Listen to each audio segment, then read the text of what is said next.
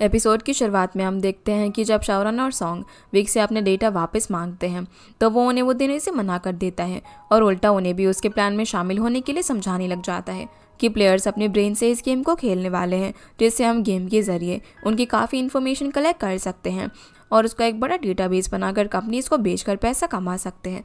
इस पर शाओरन बोलता है कि यूज़र की प्राइवेसी को इस तरह यूज़ करके पैसे कमाना बिल्कुल गलत है।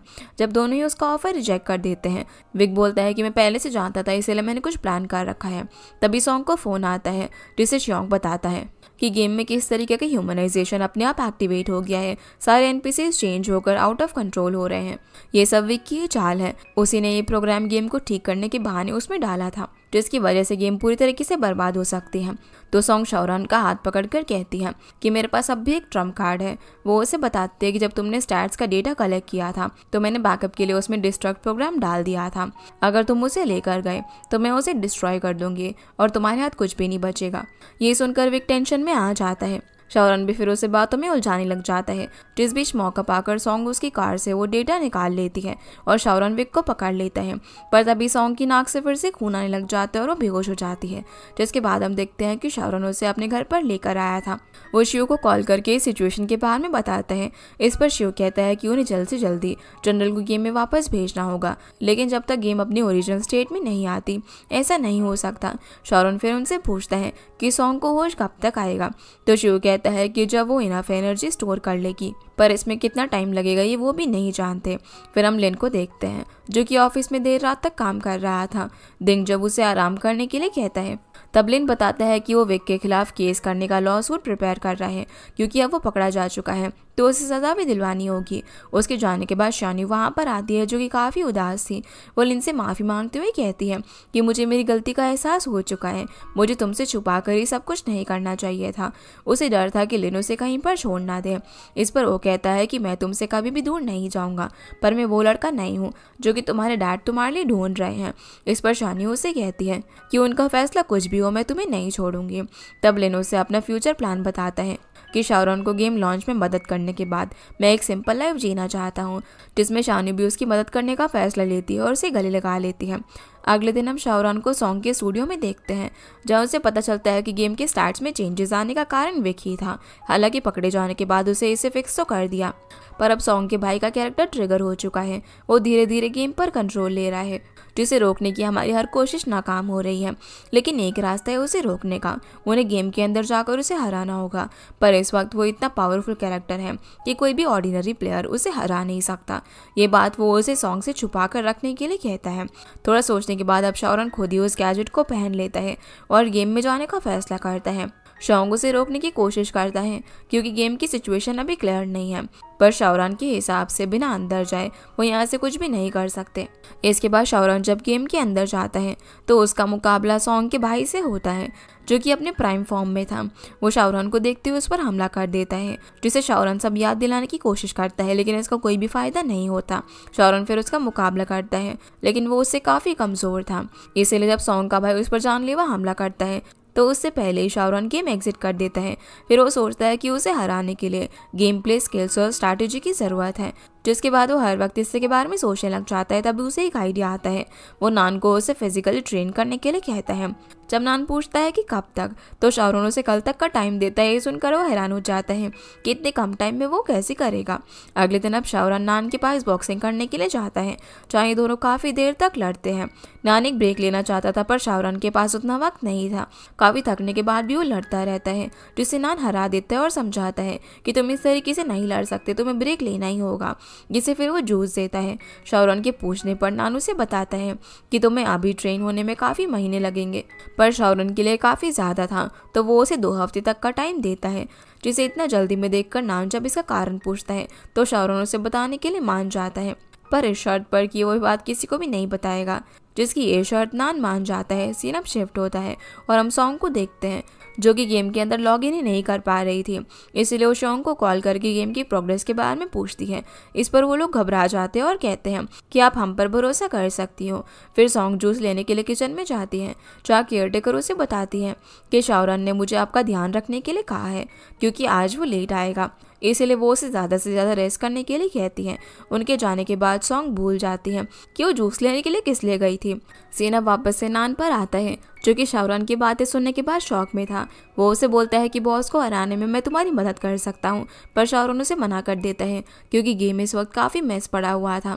ऐसे में प्लेयर के साथ क्या हो जाए उसे भी नहीं पता, और वो नान को खतरे में नहीं डालना चाहता था। नान सब जानने के बाद उसे कहता है कि मैं तुम्हारे ट्रेनिंग पीरियड को कैसे भी करके कम नहीं कर सकता। तभी शाहरुख को आइडिया आता है कि अगर वो सॉन्ग के भाई की फाइटिंग टैक्टिक्स नान को बताए तो उससे रिलेटेड कॉम्बैट स्किल्स वो उसे सिखा सकता है, जिससे उसका टाइम भी बच जाएगा। उसका ये प्लान नान को भी सही लगता है। सीन अब वापस से सॉन्ग पर आता है, जिसे लियो कुर्जिन बाहर घूमने चलने के लिए मना रही थी ताकि उसका माइंड फ्रेश हो सके और वो जल्दी रिकवर हो सके, पर सॉन्ग मना कर देती है क्योंकि इस तरह वो नहीं जा सकती थी जब उसके गेम में इतनी प्रॉब्लम चल रहे हो। पर लियो उसे अपनी दोस्ती से ब्लैकमेल करके हाँ बुलवा लेती है। उसे याद आता है कि लास्ट टाइम वो अपने ग्रेजुएशन पर ही ट्रिप पर गई थी, लेकिन सॉन्ग के हिसाब से वो ट्रिप किसी कारण से कैंसिल हो गई थी। पर लियो बताती है कि हाँ वो हो गई थी, मगर हमने लेक्चरर को रिक्वेस्ट करके अपना ट्रिप ऑर्गेनाइज करवा लिया था और हमारी ग्रेजुएशन मिस हो गई थी। तुम ये बात भूल कैसे सकती हो? तो वो कहती है कि इस बात को काफ़ी टाइम हो गया है ना, शायद इसीलिए। सॉन्ग अब घर आने के बाद पुरानी फ़ोटोज़ चेक करती है, पर उसे तब भी यकीन नहीं हो रहा था कि वो लियो के साथ स्विट्ज़रलैंड भी गई थी। इतने में शाहरुख अपनी ट्रेनिंग के बाद घर पर वापस आ जाता है, जिसके आते ही सॉन्ग उन फोटोज़ को बंद कर देती है। शाहरुख उसे फिर से काम करता हुआ देखकर कहता है कि तुम्हें रेस्ट करना चाहिए। तो वो कहती है कि विक ने अगर गेम खराब की है तो उसने काफ़ी चालाकी से की होगी, इसलिए मैं इसका सोल्यूशन पता करना चाहती हूँ। शाहरुख बोलता है कि बाकी सभी ने सोल्यूशन ढूंढ लिया है और वो उसे जल्दी ही फिक्स कर लेंगे, इसलिए तुम टेंशन मत लो। इसीलिए अब सॉन्ग भी टेंशन नहीं लेती क्योंकि उसने अपनी टीम में सभी काबिल लोगों को रखा हुआ था। शाहरुख फिर उससे अपने बारे में पूछता है कि तुमने मुझे भी तो पिक किया था ना अपने लिए।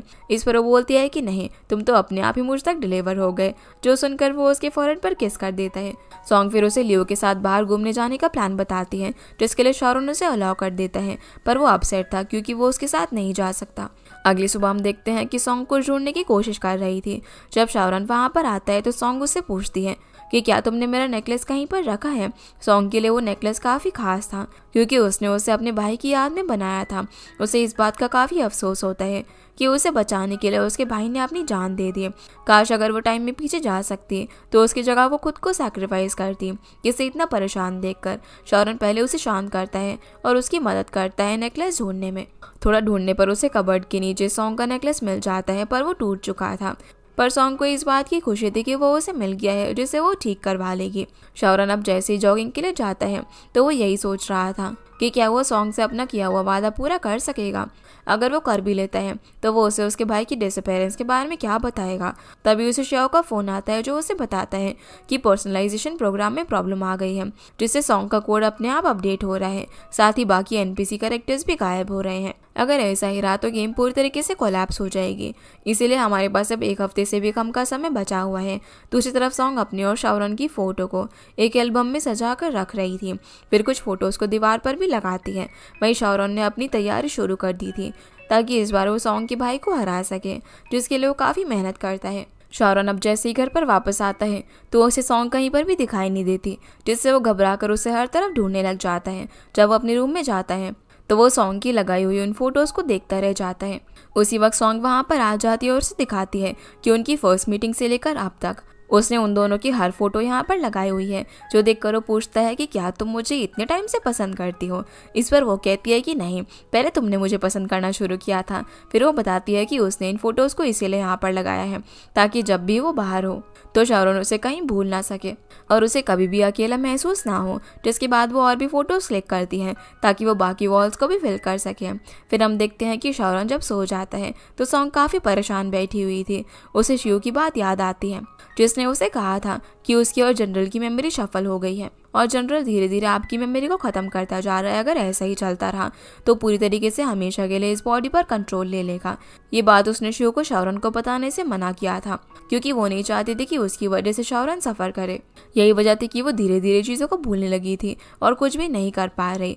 वो अपने रूम में जाती है जहाँ वो एक वॉइस रिकॉर्डर में अपने बारे में चीज़ें बताने लग जाती है कि मैं कौन हूँ, मेरे दोस्त कौन हैं और भी काफ़ी सारी चीज़ें कि अगर वो ये सब भूल जाती है तो याद करने के लिए उसके पास ये ऑडियो होगी। होगी। अगले दिन हम शानियों को देखते हैं जैसे उसके डैड मिलने के लिए आते हैं। वो उसे लिन के बारे में बात करने आए थे और कहते हैं कि अगर लिन शानई ग्रुप को टेक ओवर नहीं कर सकता है तो तुम उससे शादी भी नहीं कर सकती। पर शानी बोलती है कि मैं आपके बिजनेस ट्रिक का हिस्सा नहीं बनना चाहती हूँ और मैं उसी से शादी करूंगी। तो डैड उसके सामने ऑप्शन रख देते हैं कि अगर उसने ऐसा किया तो शानई ग्रुप से गेम की इन्वेस्टमेंट को वापस ले लेंगे जो कि शानियों ने उसके अंदर लगाई थी। ये सुनकर वो गुस्सा हो जाती है क्योंकि उसने शाओरन और सॉन्ग को वादा किया था कि वो उनकी गेम फिक्स होने तक मदद करेगी। वो डैड से कहती है कि क्या आपका अभी तक मन नहीं भरा था जो कि आपने मेरे गार्ड को विक के साथ डील करने के लिए कह दिया। डैड हैरान होते हैं कि इसे कैसे पता चला।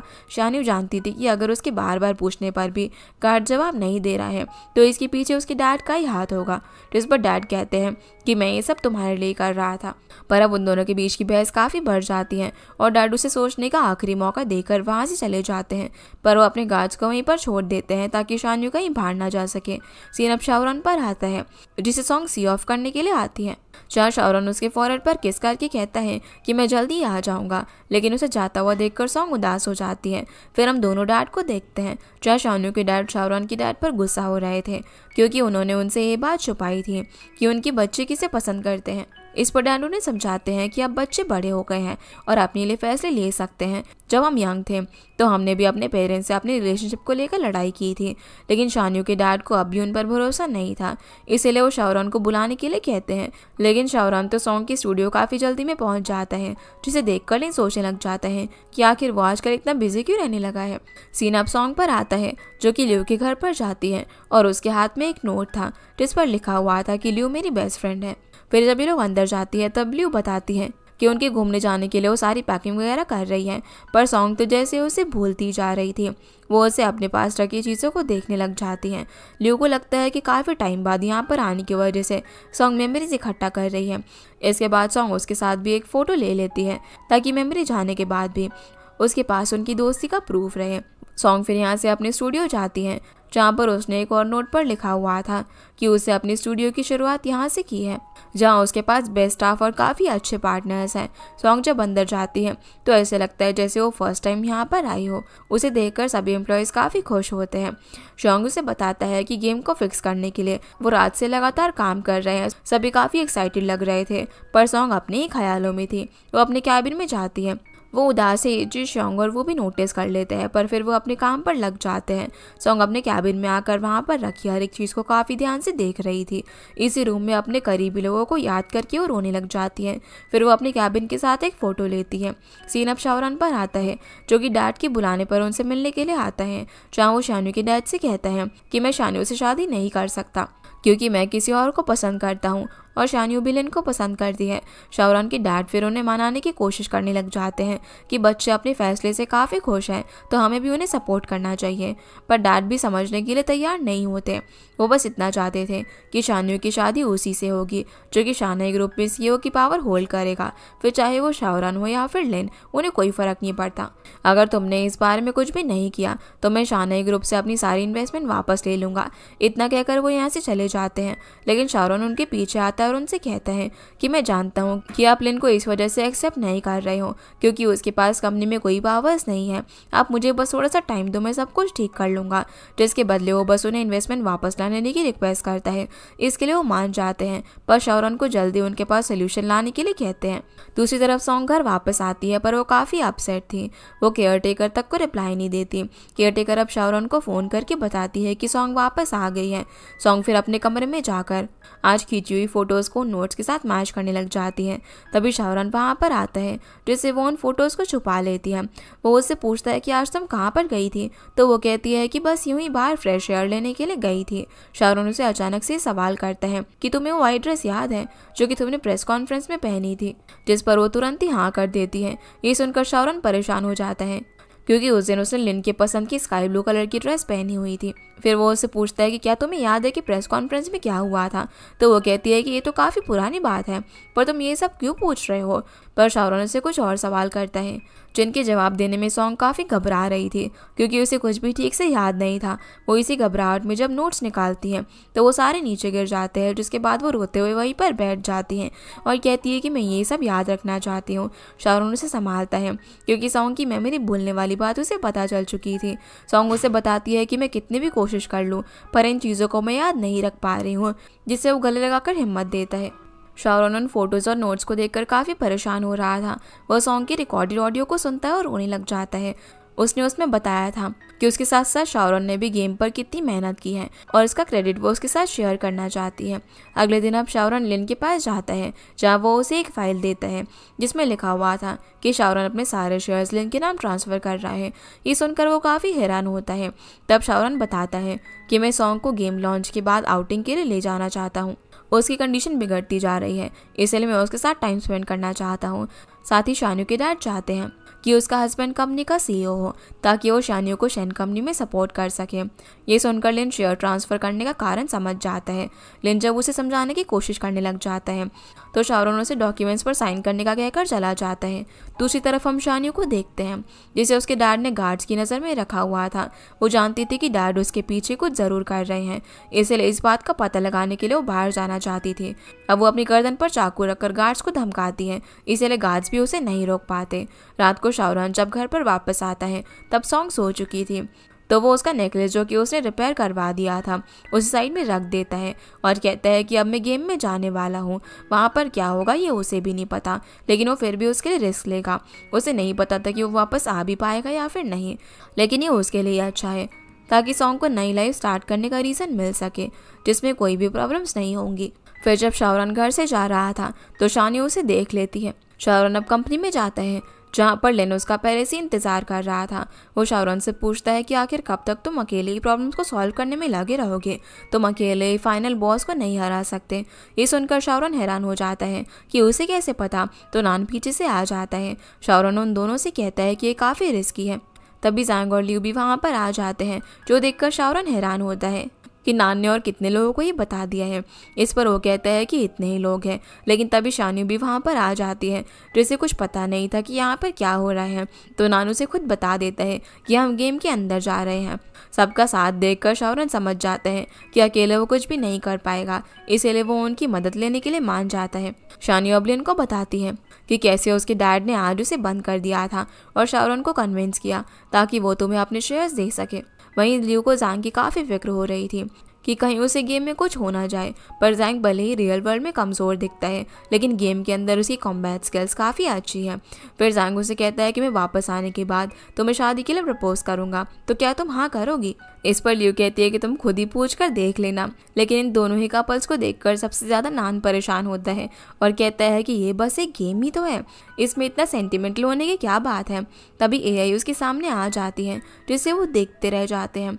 वो कहती है कि मुझे लिन ने यहाँ पर बुलाया है क्योंकि तुम्हें मुझे कुछ बताना था। इस पर वो कहता है कि मुझे तो कुछ भी नहीं बताना था। तो वो जाने लगती है, जो देखकर नान उसे रोक लेता है और नर्वस होकर पूछता है कि क्या तुम मुझे पसंद करती हो। तो वो बोलती है कि तुम्हें अब पता चल रहा है। इस पर नान खुश हो जाता है और कहता है कि मैं पहले से ही जानता था। फिर वो उसे कहता है कि वैसे तुम्हारी मेंबरशिप ख़त्म हो गई है तो उसे रिन्यू नहीं करवाओगी क्या। पर वो तो उससे लाइफ टाइम मेंबरशिप चाहती थी, जो सुनकर वो काफ़ी खुश हो जाता है और हाँ कर देता है। इसके बाद सभी लोग गेम के अंदर जाने के लिए तैयार हो जाते हैं और वैकेंसी सपोर्ट के लिए शॉन्ग और वो उनकी मदद करेंगे ताकि जैसे ही बॉस डिफीट होगा वो सारे स्टैटिस्टिक्स नॉर्मल कर सकें। फिर सभी डिवाइस को लगाकर गेम के अंदर जाते हैं जहां वो आगे बढ़ ही रहे थे कि सॉन्ग का भाई पीछे से आ जाता है, जो शाओरन से कहता है कि तुम अपने साथ चाहे किसी को भी ले आओ, तुम मुझे नहीं हरा पाओगे।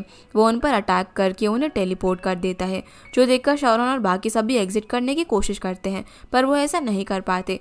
शॉन्ग अब जैसे ही बाहर से गेम चेक करता है तो वो उन्हें बताता है कि सॉन्ग के भाई ने बाहर आने के सारे रास्ते बंद कर दिए हैं, अब जो कुछ करना है इन्हें ही करना पड़ेगा। वो चारों मिलकर अब उस पर अटैक करते हैं, लेकिन वो उन सभी से काफ़ी ज़्यादा पावरफुल था।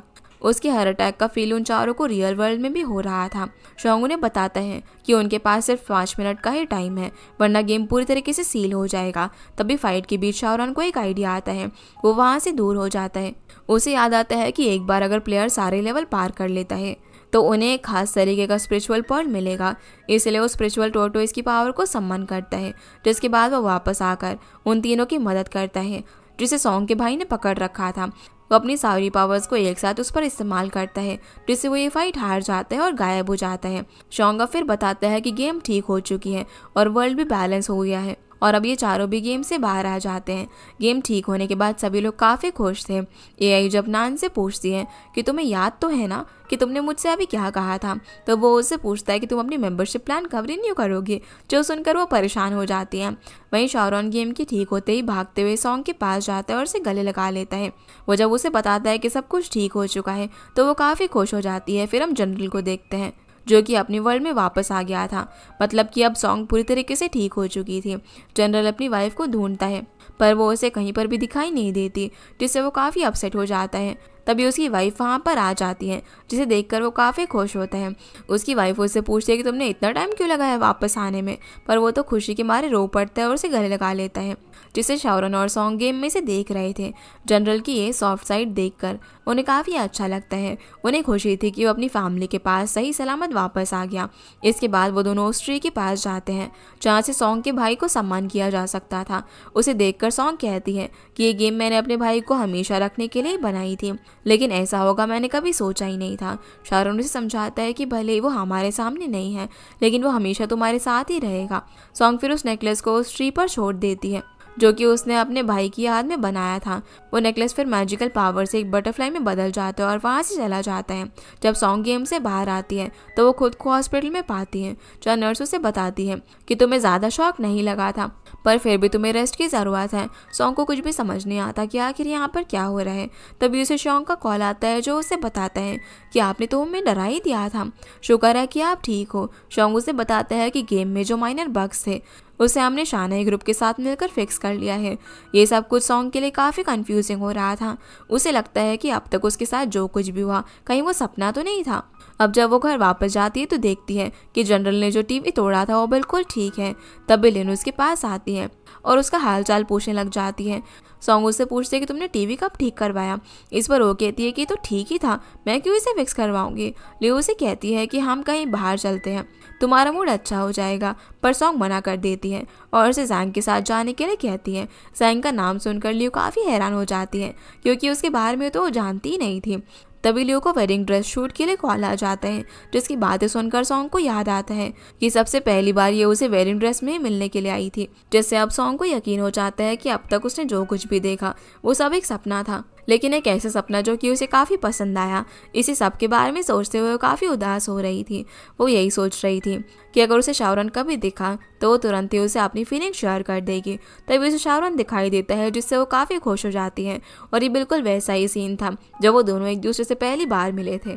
सॉन्ग उससे पूछते है कि तुम लानिया स्टूडियो ही जा रहे हो ना, तो वो पूछता है कि तुम्हें कैसे पता। इस पर वो बताती है कि मैं ही लानिया हूँ और उसे हाथ मिलाती है। और इसी के साथ हमारा ये ड्रामा यहीं पर ख़त्म हो जाता है, क्योंकि अब इन दोनों की लव स्टोरी की एक नई शुरुआत होगी। और इसी अजीब सी एंडिंग के साथ हमारा ये ड्रामा यहीं पर ख़त्म हो जाता है, क्योंकि अभी तक सॉन्ग ने जो कुछ भी देखा वो सब कुछ असल में उसका एक सपना था, लेकिन वो इस सपने के बाद अब वो अपनी लाइफ सच में शाओरॉन के साथ स्टार्ट करना चाहती थी, इसीलिए वो उससे मिलती है। तो गाइस ये थी आज की वीडियो एंड आई होप आप लोगों को ये वीडियो पसंद आई होगी। तो इस वीडियो को लाइक कर चैनल को सब्सक्राइब जरूर कीजिएगा। आपसे फिर मिलते हैं अगले इंटरेस्टिंग ड्रामा में, तब तक के लिए गुड बाय।